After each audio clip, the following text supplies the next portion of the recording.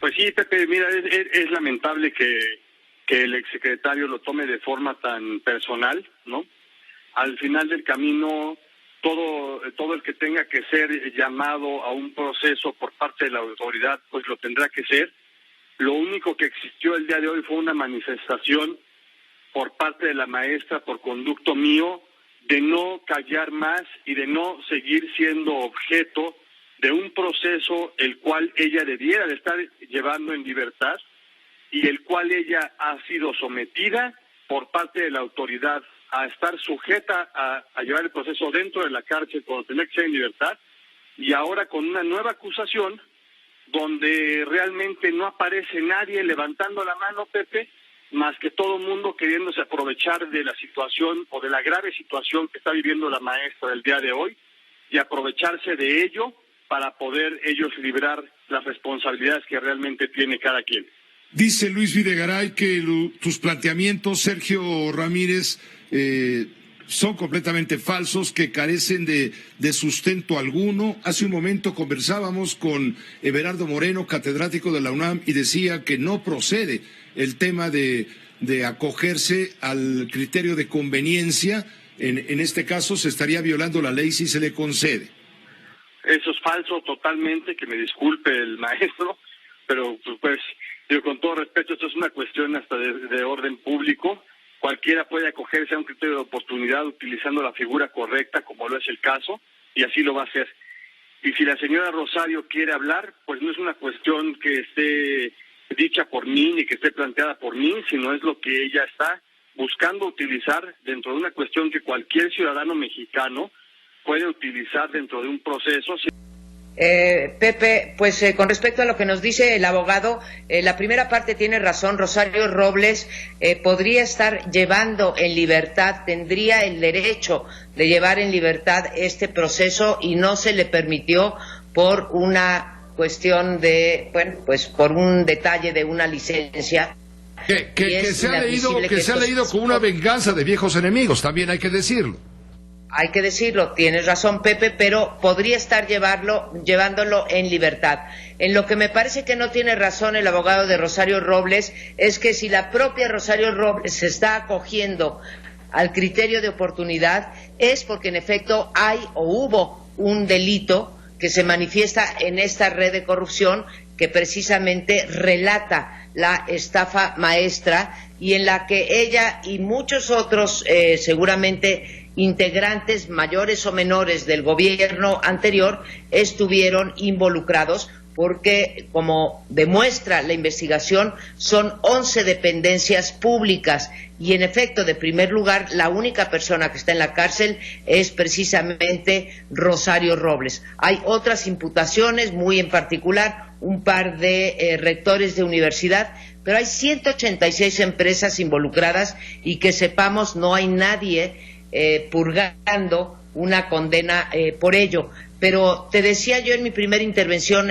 Pepe, que se nos olvida la magnitud de esta red de corrupción que se tejió y que no sabemos bien a bien dónde acabó el dinero. Sabemos que se desviaron esos recursos, suponemos que fueron a las campañas o una parte de ellas fueron a las campañas, pero bien a bien nadie ha podido probar dónde está ese dinero. Ahora, ¿cómo se dio esto? Porque las universidades públicas, sí, Pepe, las universidades públicas que deben de mantener, yo creo, como dependencias públicas, la mayor ética, se prestaron, ¿sí?, a prestar ciertos servicios que en realidad ellos subcontrataron y desviaron el dinero.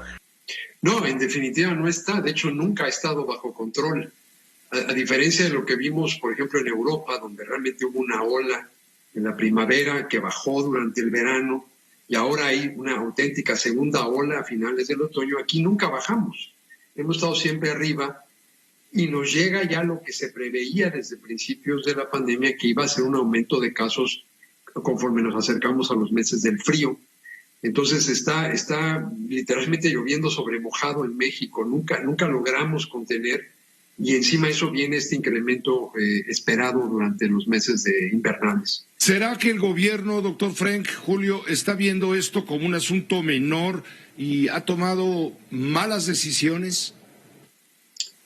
Sí, en definitiva, esto no es porque nos haya caído la mala suerte, somos la misma especie humana enfrentando el mismo virus y países con niveles de desarrollo similares o incluso inferiores al de México tienen mucho mejor desempeño que nosotros. O sea, es muy claro que las políticas han fallado.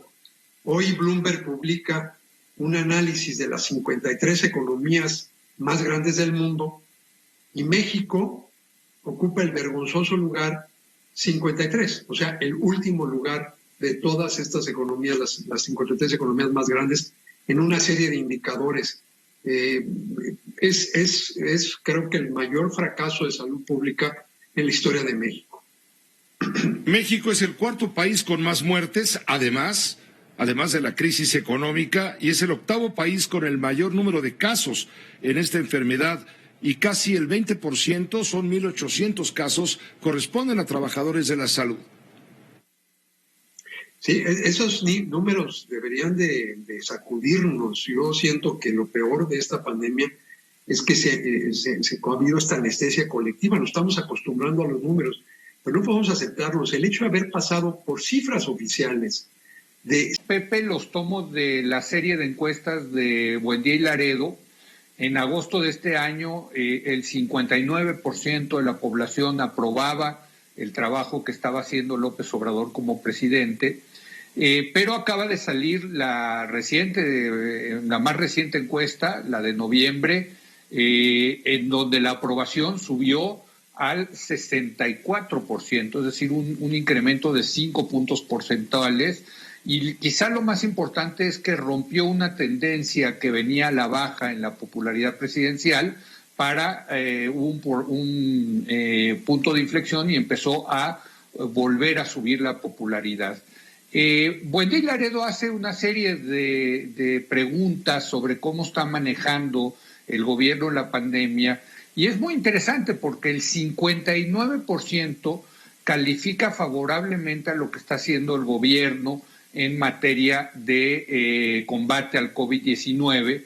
Sin embargo, la gran mayoría de los mexicanos, el 43%, dice que hay que modificar la estrategia o el 32% dice que hay que hacerle ajustes a esta estrategia. Entonces, bueno, lo que estás viendo ahí es que por un lado la gente dice, no hombre, vamos bien, calificamos favorablemente al gobierno, pero hay que cambiar la estrategia. Y la verdad ahí esto es una contradicción, es una incongruencia, me parece interesante de esta encuesta. Ahora, a mí lo que me parece muy importante es explicar por qué a pesar de los malos resultados de la pandemia, de estar en medio de la peor crisis económica que hemos vivido desde los años 30 del